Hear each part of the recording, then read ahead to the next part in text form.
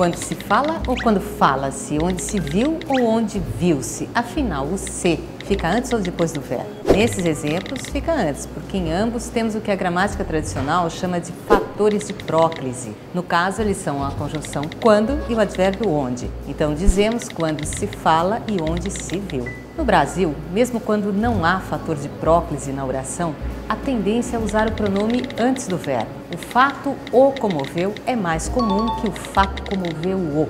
O fez é muito mais comum que fê-lo. Com verbos no futuro do presente ou do pretérito, não se usa a ênclise, ou seja, o pronome depois do verbo. Não se diz revelará-o, nem revelaria-o. Até é difícil falar assim, não é?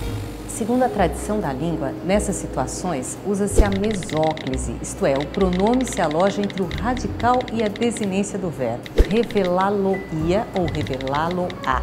Mas, no português do Brasil, a mesóclise está praticamente em desuso.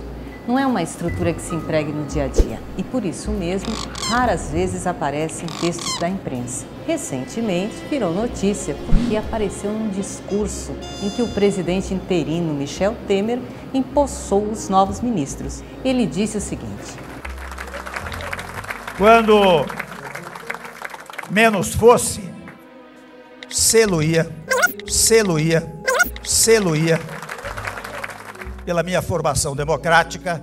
Vale dizer que, embora tenha usado a mesóclise, o seu discurso como um todo oscila quanto ao grau de formalidade. É diferente, por exemplo, dos discursos do presidente Jânio Quadros, que ficou famoso por usar essa colocação pronominal e mantinha a formalidade do princípio ao fim, até mesmo em entrevistas ou falas improvisadas. Atribui-se a ele a frase bebo porque é líquido, se fosse sólido comê-lo-ia, e um sem número de piadas que envolvem a mesóclise. Há pessoas que veem no emprego de construções eruditas ou de palavras de pouco uso um valor em si, enquanto para outras o preciosismo, que é essa preocupação exagerada com a correção, acaba provocando um efeito contrário ao pretendido.